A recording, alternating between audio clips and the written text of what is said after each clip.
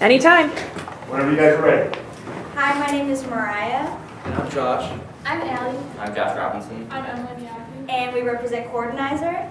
So I didn't grow up like regular kids. My dad traveled a lot, so I was usually the one who was with him traveling with my whole family. And so my siblings and I often make the joke that we like grew up in an airport just because we were there so much of our time.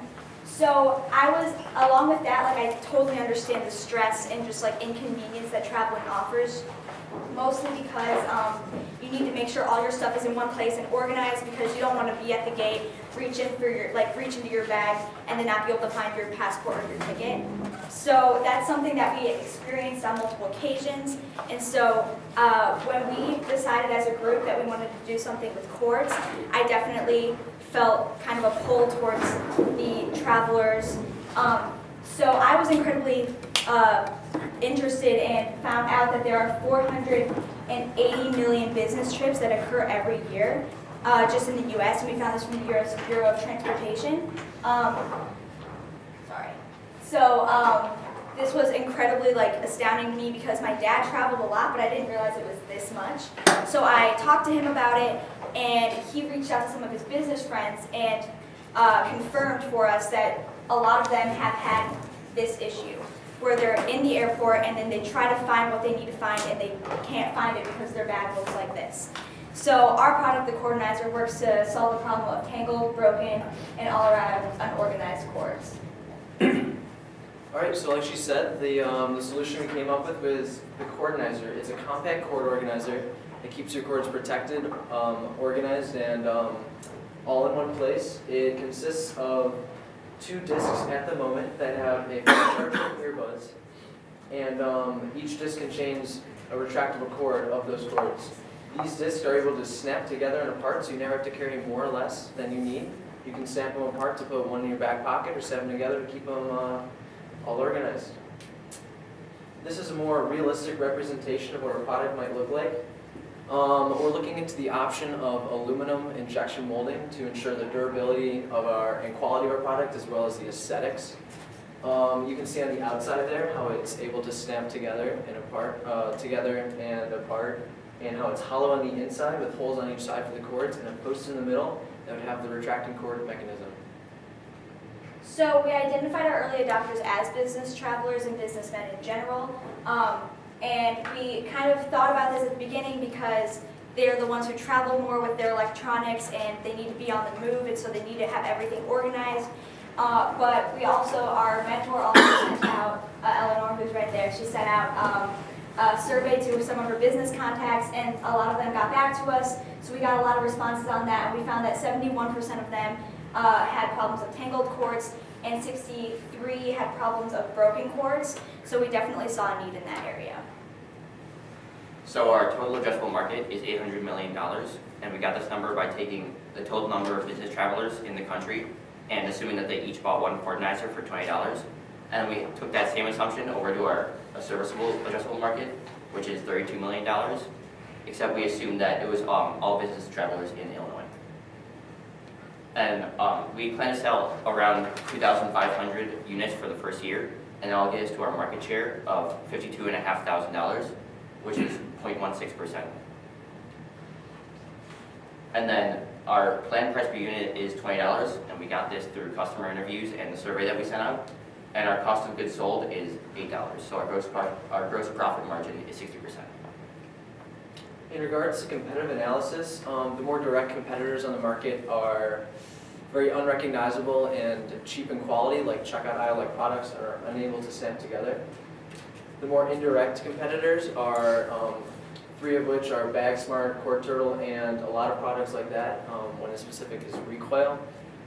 They're able to keep your cords in one place, BagSmart is, but you have to coil them yourselves, and Recoil is does not supply cords for you and is unable to snap together. So we have 2 main risks that we think are worth considering, and the first one is that it's a product risk, and we know that these days a lot of cords or a lot of accessories to phones are going wireless, such as wireless charging and wireless headphones. But we also realize that a lot of businessmen who are maybe just starting out, they might not have the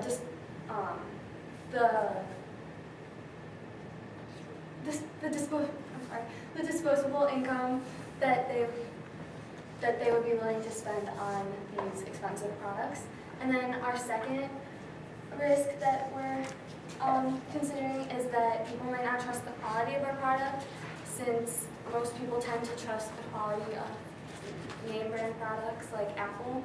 So to solve these, we are planning on going to O'Hare twice in the near future, and we're going to try to figure out like the percentage of how many people actually have wireless cords, to see how many people we're looking at that would maybe consider our product. And we're also going to see what qualities of cords they trust the most, so what we should include, what we maybe should leave out. Then our first marketing strategy is paid, and we plan on putting ads on LinkedIn. And with this, once they click on the ad, it'll take them to our landing page, which will look like this, and then there will be a purchase option button, which, of course, right now our product is not ready yet, so then that'll take them to where they can leave their name, email, and anything that they want to let us know, or any questions. And then taking these emails and other emails that we get, we're planning on sending out emails once every 2 weeks maybe, so that we're reminding them of our product, but we won't be badgering them. And then also we're planning on going to the Family Expo held here in Barrington High School, and we'll have a booth set up, and people will be able to play around with the demo, and it'll be really good because there'll be a lot of people there for the sole purpose of checking out businesses. So we did our initial prototyping by using a 3D printer at the Barrington Area Library. And then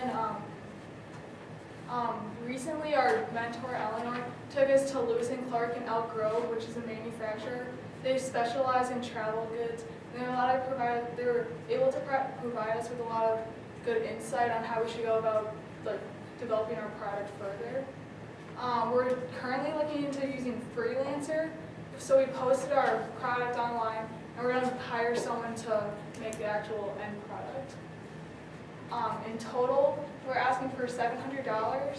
That breaks down to be $325 for our marketing, $50 for flyers, and $275 for LinkedIn ads. We realize that's a lot of money, but we think that's the best route to go since our target market is businessmen. Then we're asking $75 to get the unlimited plan for our website, so we can go about getting the emails from the O'Hare interviews. And then $300 will go to finishing the prototype, because the freelancer will cost anywhere between $150 to $250 to hire someone off that website, and then the rest will be going towards the materials for that. All right, so our implementation strategy is after our pitch today. We will be going to O'Hare on February 19th, which is President's Day, because we were told that the best times to go to O'Hare is Mondays and Wednesdays from 7 to 9 a.m. because that's when most business travelers are either leaving or arriving. And then by February 20th, we plan on having the LinkedIn and our website set up. We also plan on having working out the whole freelancer thing and knowing who's making our product and how much we're going to pay them exactly. And then April 20th or April 8th is the Family Expo, which is when we plan on hopefully having our final prototype done, so that we have something to show and so we can talk to people. So that will be a really great opportunity for us. And then April 20th is when we plan on going to O'Hare one more time to conduct more interviews, talk to more people about our product, and maybe collect more emails or people who are just interested. And this is then all in preparation for our pitch in May. All right, we thank you for listening, and we encourage you to Cordinize your life. Can we go back to the numbers for your 700? So you had, I had thought I heard 325 for marketing. Yeah, $325 for the LinkedIn ads and for flyers. And then the 300 was for the prototype. Yes. And Okay, so, all right. So it's very intriguing. Couple of thoughts. And I'll just give you a tip. You're absolutely right about airports being the busiest on Tuesdays, for travel time. But I would suggest that's the worst time to be going to the airport and stopping a busy traveler who's trying to catch a flight. You'd be better off going in the off hours when they might be more inclined to talk to you. So it's really too busy and rushing to go there. But I would like to throw out, have you looked at the train? Because a lot of this, travelers go by train as well as plane. And this product is, in my view, not just for airplane travelers, business travelers. Got a lot of business people on train. You could go out to the train station and get the same information. It might be, unless there's something I missed in your product that it's more for air travel versus.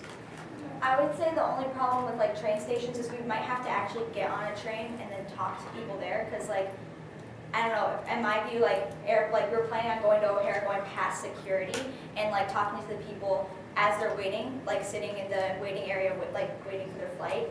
So we figured like that would be a good time to talk to them. But obviously we could always do that at a train station. It just seems more hectic to me than. Yeah, well, there are people, you could, do a little bit of both, that would make sense, but people do stand around at the train station as well. You could set up a booth inside, and I would think you'd want to have the demo of your product, right? So that people can see it. That would be really useful. And then questioning the cost. So the $325 for LinkedIn ads, I think is a lot of money, kind of a waste of money, to be honest, for spending that on LinkedIn ads. LinkedIn is the right social platform, because that's where business people tend to go.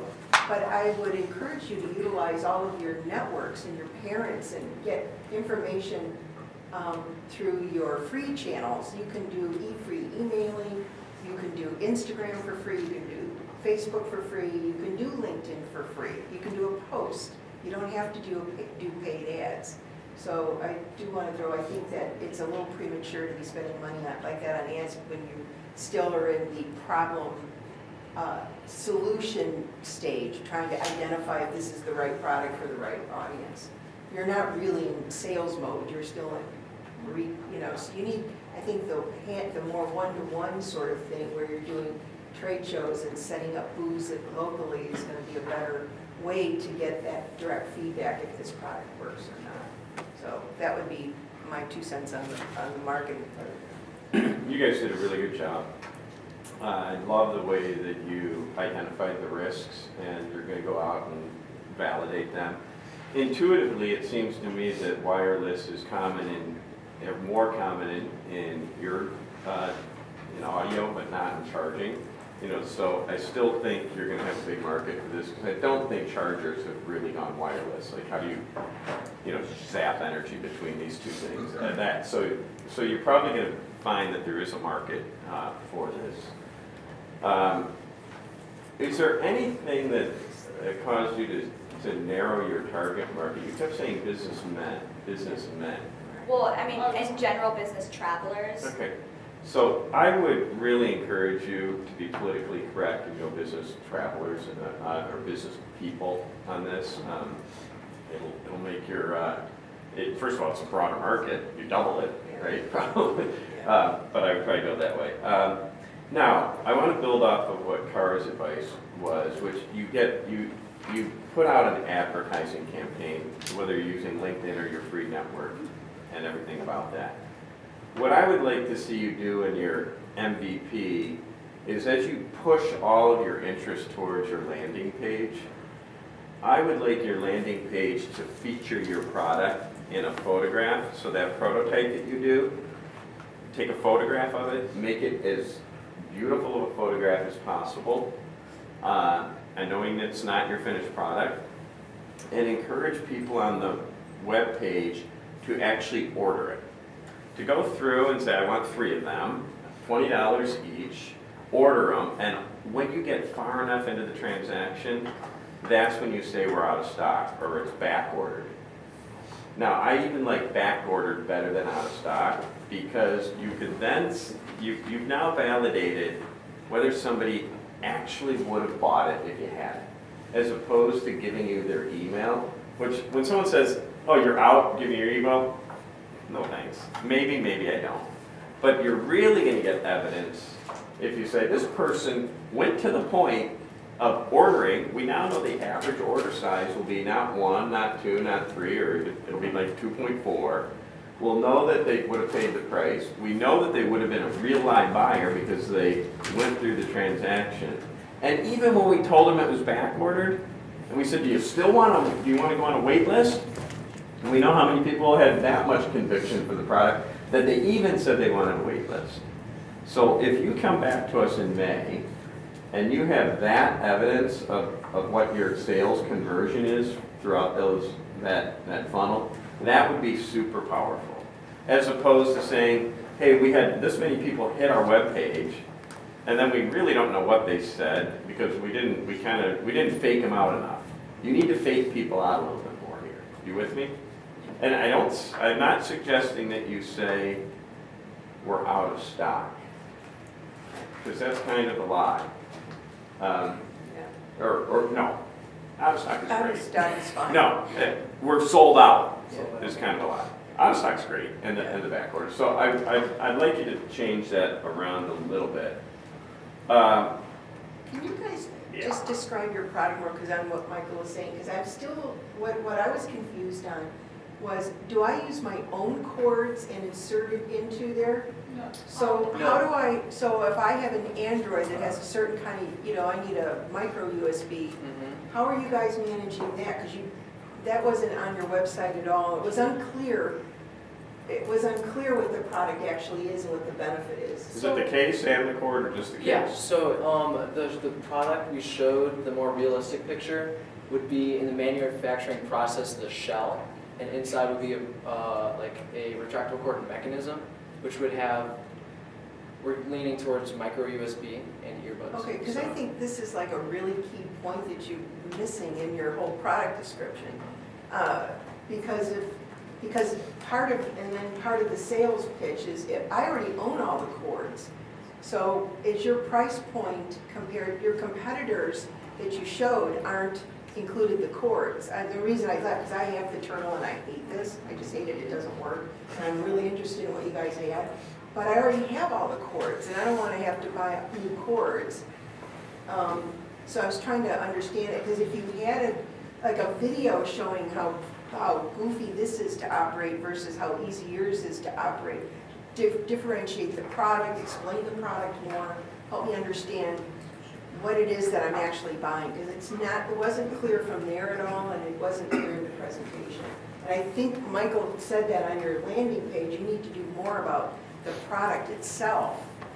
What colors it comes in, or what products, is it for Apple or Android, or, what kind So of. answer that question, is it the cord? Yeah, so I think we're gonna include the cord, and then also addressing your question or your comment about our website, there is an option on our website to add a video or upload a video. So as soon as we're working on a current demo that is being 3D printed at the library right now. And so as soon as we have that, we're gonna actually put a cord in it to kind of show how it works and how it stacks.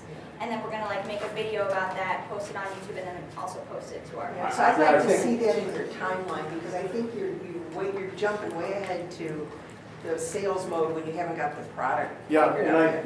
that's a good point, because I took it as organizer. That it was Yes. an organizer of cords. Yes, that's how I What read it too. what a bold value proposition. Look, somebody opens their bag like the one you showed, spaghetti of cords, and now you have a place to organize them and quickly get to them. Here, the ones you want to use. The other part is I've had many of these things, different times, some of the promotional, logos and whatever, and you always worry about the quality of the cord and the quality of what's in it. When again, Kara really made it clear, you have cords you rely on, you just can't keep them straight and knots out of them and all the rest. This, really could organize all that and still have the reliability of the cords you're counting on. So you're It's small. suggesting, I'm saying it's an organizer. yeah, don't have the cord with it. So the other thing, I agree with that, by the way. yeah, and the other thing, what a great thing to be conducting your interviews for. We have this great new product. We have 2 versions of it. We're thinking about 2 versions of it. One with, without cords. What do you think? And I like Different the price train points. station better than the airport. I've spent too many hours and millions of miles going through airports. People aren't gonna take the time, they're going somewhere or another. Last comment. Off schedule, and the training's more scheduled and more time where you know you're in between trains, you can get people at different stations. Just quality of feedback.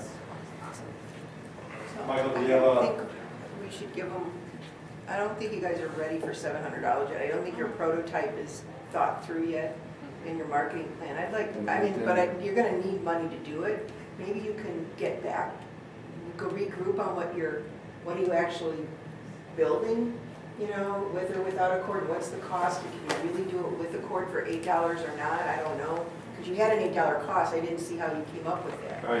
Just stick away, I don't know, I don't want to be one data point here, but the whole idea of you guys incorporating a cord into this product is missing the idea. I mean, they're not certified, these cords never work with your Apple product. You have to have, it's a pain in the neck. And then you have to have a bunch of inventory of different cords and earplugs. And now people are buying you for the earplug. If you want, the value proposition is in the organizer. Yeah. So when you design it, you're gonna have to figure out how to put your cord in there. And that's a different design configuration than if it's incorporating the cord. Well, how does that affect $700? It probably says, we'd like to, have you shave some of the marketing dollars out, because you're going to have to use the money for the design of this. So if we give you $500, would that be cool? If you need more, let us know. Like if you're like saying, hey, you know what, we just can't pull this off with what you asked, let us know and Hawk will get back to us. Okay? great, thank you.